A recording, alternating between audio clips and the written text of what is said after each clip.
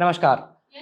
तो ये जो लिस्ट है लैपटॉप पे इस वक्त, ये वो लिस्ट है जो 10 बड़ी बड़ी कंपनी, बड़े उद्योगपतियों द्वारा ओन कंपनीज हैं जिन्होंने सबसे ज़्यादा वर्थ के इलेक्टोरल बॉन्ड्स खरीदे। कल शाम को एसबीआई ने जो डाटा रिलीज किया था इलेक्टोरल बॉन्ड्स को लेकर, जब सुप्रीम कोर्ट ने फटकार लगाई एसबीआई को और कहा कि आपको वो डाटा रिलीज करना होगा सार्वजनिक तौर पर, 15 फरवरी को सुप्रीम कोर्ट ने इलेक्टोरल बॉन्ड स्कीम को ही असंवैधानिक बता दिया था, अनकॉन्स्टिट्यूशनल बताया था।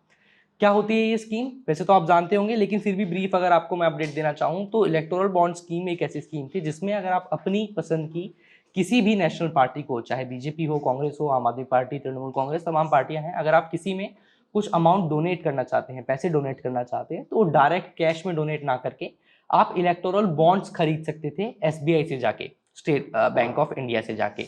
उन बॉन्ड्स का कुछ वर्थ होगा, 1 करोड़ हो सकता है, 10 लाख हो सकता है, 1 लाख हो सकता है, अलग अलग वर्थ डिसाइड किए गए थे। फिर उन बॉन्ड्स को आपको अगले 15 दिन के अंदर अंदर जिस भी पार्टी को जमा कराना है आप जमा कराइए, पार्टी जाके एसबीआई से उस बॉन्ड को कन्वर्ट कराएगी। ये पूरी स्कीम थी। अरुण जेटली साहब, लेट अरुण जेटली जो कि फाइनेंस मिनिस्टर रह चुके हैं देश के, वो लेकर आए थे। अब ये लिस्ट आपकी स्क्रीन पर है। इसमें आपको future gaming and hotel services private limited नजर आएगा, mega engineering and infrastructure limited नजर आएगा, वेदांता लिमिटेड, वेदांता बड़ा ग्रुप है वो नजर आएगा, Haldia energy, Bharti group, Madan Lal limited, western UP power transmission, इस तरीके से 10 कंपनीज नजर आएंगी जो हमने लिस्ट डाउन करी हैं उस अमाउंट के हिसाब से जितने वर्थ के इलेक्टोरल बॉन्ड्स इन कंपनीज द्वारा खरीदे गए थे। अब इस पूरे मामले में एक अपडेट ये है जो आपको समझना बेहद ज़रूरी है आपकी अवेयरनेस के लिए भी, और इस पूरे मामले को अच्छे तरीके से ब्रेक डाउन करने के लिए। एसबीआई ने जो डाटा रिलीज किया है उस डाटा के अंदर एसबीआई ने बताया कि साहब देखिए किस किस ने हमसे बॉन्ड्स खरीदे। जैसे फॉर इंस्टेंस आप यहाँ पे देख सकते हैं कि इन कंपनीज ने इनसे बॉन्ड खरीदे। एसबीआई ने अपने डाटा में ये भी बताया कि साहब कौन सी पार्टी को कितने बॉन्ड से, मतलब कितना पैसा डोनेट किया गया, यानी भारतीय जनता पार्टी को कितना पैसे मिले, तृणमूल कांग्रेस को कितने मिले, ऑल इंडिया कांग्रेस कमेटी को कितने मिले, या आम आदमी पार्टी को कितने मिले। ये दोनों डाटा दिए गए हैं। लेकिन जिस बिजनेसमैन ने वो बॉन्ड खरीदा था या जिस भी कंपनी ने वो बॉन्ड खरीदा था, उसी पर्टिकुलर कंपनी ने वो पैसा कौन सी पार्टी को डोनेट किया, ये एसबीआई ने अभी अपने डाटा में रिवील नहीं किया है। इस पर अगर आप सुबह से न्यूज में कहीं अखबार में देख रहे हो तो सुप्रीम कोर्ट ने एक और बार एसबीआई से सवाल किया है कि भाई आपने रेफरेंसेस नंबर क्यों नहीं निकाले हैं। तो उसको अगर आसान भाषा में आप समझना चाहें तो सवाल यही है कि भाई किसने पैसा लिया, आपने ये बता दिया, कितनी पार्टी को कौन सा मिला ये भी बता दिया, लेकिन जिसने पैसा लिया उसने कौन सी पार्टी को डोनेट किया ये आपने अभी तक नहीं बताया। ये एक और डाटा है जो एसबीआई को लिहाजा हो सकता है बहुत जल्द रिलीज करना पड़े। लेकिन मैं आपको ये सारी बातें क्यों बता रहा हूँ, ये लिस्ट मैंने क्यों निकाल कर रखी है, अब इसके ऊपर आ जाते हैं। इस लिस्ट के अंदर कुछ कॉमन फैक्टर्स हैं। कॉमन फैक्टर्स ये हैं कि जितनी बड़ी बड़ी पार्टीज हैं, ये जो 10 मैं माफी चाहूंगा कंपनीज हैं, इन कंपनीज के अंदर एक कॉमन लिंक नजर आएगा। सबके अंदर नहीं लेकिन मेजोरिटी ऑफ देम के अंदर वो लिंक ये है कि कभी ना कभी 2019 के आसपास, 2018-19 के आसपास से इन कंपनीज का ईडी और सीबीआई से कुछ खास रिश्ता सा रहा है। ये सबसे पहली कंपनी है future gaming and hotel services. तकरीबन 1400 करोड़ रुपए के अप्रोक्सीमेट में बॉन्ड्स इन लोगों ने खरीदे। अब ये 1400 करोड़ रुपए के बॉन्ड्स कौन सी पार्टी को दिए गए इस पर अभी कमेंट करना मुनासिब नहीं है, क्योंकि वो डाटा ही एसबीआई ने रिलीज नहीं किया है। अब स्पेकुलेशंस आप लगा सकते हैं कि जी हो सकता है बीजेपी को दिए हों, तृणमूल कांग्रेस को दिए हों, वो तमाम बातें अलग हैं। सेंटियागो मार्टिन साहब हैं जो इसके ऑनर हैं, इनको आप सुबह से ही अखबारों में, न्यूज में देख रहे होंगे। मोजो स्टोरी पर जफर इकबाल हमारे सीनियर एडिटर हैं, उन्होंने एक रिपोर्ट भी इसके ऊपर बड़ी अच्छी की है, आप उसको हमारे चैनल पर जाकर देख सकते हैं, खास इस कंपनी की अगर आपको डिटेल लेनी हो तो। अब इस कंपनी के ऊपर ईडी ने छापेमारी की थी, रेड डाली थी और 450 करोड़ रुपए के एसेट्स को जब्त किया था। वहां से चार्जशीट भी फाइल की गई थी सीबीआई द्वारा। ये पूरा मामला न्यूज में उन दिनों रहा था। तो इन्होंने 1400 करोड़ रुपए डोनेट किए हैं। थोड़ा और आगे बढ़ते हैं, बाद में बात करेंगे इसको ब्रेक डाउन करने की। ये दूसरी कंपनी है mega engineering and infrastructure limited. ये कंपनी हैदराबाद बेस्ड कंपनी है, इंफ्रास्ट्रक्चर और इंजीनियरिंग में काम करती है। आसान भाषा में पुल बनाना हो गया, बांध बनाना हो गया, कोई बड़ी बड़ी बिल्डिंग्स हो गई, सरकार से टेंडर लेके उस पर इंफ्रास्ट्रक्चर करना हो गया, ये इस कंपनी का काम है। इन्होंने तकरीबन 950 करोड़ रुपए की वर्थ के बॉन्ड्स खरीदे थे। अगेन किसको डोनेट किए इस पर अभी भी जानकारी पूरी नहीं है। अक्टूबर 2019 में मेगा इंफ्रास्ट्रक्चर लिमिटेड के ऊपर इनकम टैक्स डिपार्टमेंट ने एक रेड मारी थी, जिसके बाद उसके बाद भी ये ऑब्जर्व किया गया कि मेगा इंफ्रास्ट्रक्चर ने क्या 2019 में और उसके बाद खास तौर पर इलेक्टोरल बॉन्ड्स खरीदे या नहीं, तो वो भी डाटा सामने आया।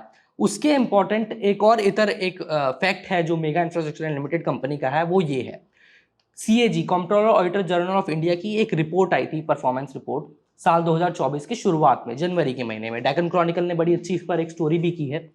उस रिपोर्ट के अंदर सीएजी, जो controller auditor of journal of India है, उन्होंने ये कहा था कि जी देखिए, जो कालेश्वरम प्रोजेक्ट था तेलंगाना के अंदर, इस प्रोजेक्ट के अंदर तकरीबन 5,000 करोड़ रुपए तक का गबन करने की आशंका है हमारी रिपोर्ट के मुताबिक इस कंपनी के ऊपर, जिसका नाम है mega infrastructure engineering limited company.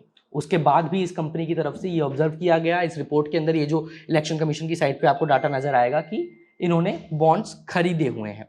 अब एक बार और नीचे चलते हैं। तीसरा ग्रुप और सबसे बड़ा ग्रुप है वेदांता ग्रुप। वेदांता ग्रुप, ये अनिल अग्रवाल साहब इनके चेयरमैन हैं, आपको तस्वीर नजर आ रही होगी। इन्होंने भी तकरीबन 400 करोड़ रुपए के बॉन्ड्स खरीदे हैं। अब इनकी कहानी बड़ी दिलचस्प है। साल 2018 में एक केस हुआ था, अगर आप उन दिनों न्यूज में एक्टिव रहे हो तो, नहीं तो मैं आपको बताता हूँ। एक केस हुआ था जिसको कहा गया था ब्राइब फॉर वीजा, यानी कि वीजा दिलाने के बदले में ब्राइब लेना, रिश्वत लेके आपने कुछ लोगों को वीजा दिलवाया। ये केस बहुत हुआ था उस दौरान। पी चिदम्बरम साहब, जो कि पहले देश के फाइनेंस मिनिस्टर रह चुके हैं, उनके बेटे, ये सब लोग उस केस में इन्वॉल्व थे।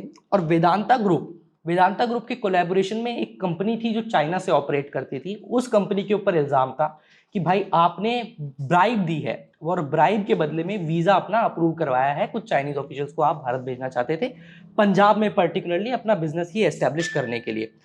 उस पूरे ब्राइब फॉर वीजा के केस में ईडी ने साल 2018 में जब रेड वेड करी, और उसके बाद ईडी ने ये कहा कि हमारे पास पुख्ता सबूत है, जिन सबूतों के तहत ये प्रूव किया जा सकता है कि वेदांता ग्रुप इसके अंदर इन्वॉल्व था। ये साल 2018 की बात कर रहा हूं मैं। साल 2019 के अप्रैल महीने में वेदांता ग्रुप ने, अगर 16 अप्रैल की तारीख की मैं बात करूं जो एसबीआई ने डाटा अपलोड किया है, तो 16 अप्रैल को ही तकरीबन 39 करोड़ रुपए के बॉन्ड्स खरीदे हैं। अब ये 39 करोड़ रुपए के बॉन्ड्स किसको दिए गए, ये सवाल है। इस सवाल का जवाब तभी मिल पाएगा जब एसबीआई ये डाटा रिलीज करेगा कि कौन सा रेफरेंस नंबर कौन सी पार्टी को जाकर मैच करेगा। ये डाटा अभी तक रिलीज नहीं किया गया है। क्यों नहीं किया गया है, उस पर अपने सवाल उठेंगे, जरूर उठने भी चाहिए। क्या वेदांता ग्रुप के बाद हम एक और ग्रुप की बात कर लेते हैं, हल्दिया एनर्जी लिमिटेड। ये ग्रुप भी है। अब ये संजीव गोयनका साहब जो है, बड़े बिजनेसमैन है, आपने नाम सुना होगा, उन्हीं के कोलैबोरेशन में, उनकी अम्ब्रेला टर्म के अंदर ये कंपनी के अंदर ये ग्रुप आता है। इन्होंने भी तकरीबन 400 करोड़ रुपए के बॉन्ड्स खरीदे हैं, और साल 2020 में मार्च में सीबीआई इन्वेस्टिगेशन के अंदर इनकी पूरी ये हल्दिया ग्रुप जो है रह चुका है। अब ये सारी चीजें मैं आपको क्यों बता रहा हूँ, ये कुछ ही ग्रुप्स हैं, और भी ग्रुप्स हैं जो इस तरीके के ईडी या सीबीआई से ताल्लुकात उनके पाए गए हैं। ये सवाल इसलिए उठते हैं क्योंकि जैसा मैंने आपको बताया कि सबसे जरूरी बात यह है कि हमें ये मालूम है कि कौन सी कंपनी ने कितने बॉन्ड्स खरीदे, ये भी मालूम है कि कौन सी पार्टी को कितना डोनेशन मिला, लेकिन आपको ये नहीं मालूम है कि जिस कंपनी ने बॉन्ड्स खरीदे उसने कौन सी पार्टी को डोनेशन दिया।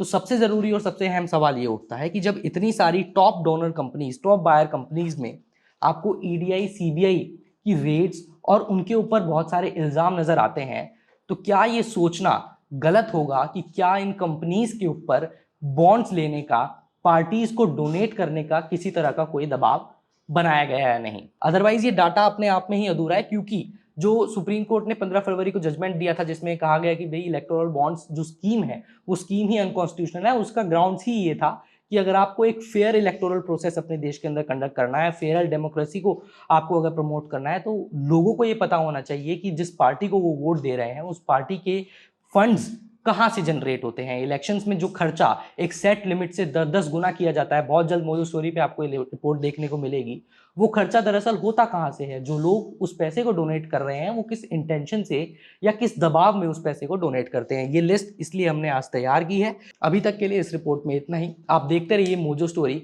तमाम खबरों और नए समाचारों को जानने के लिए जुड़े रहिए। मैं हर्षित शर्मा अभी के लिए विदा ले रहा हूँ। नमस्कार।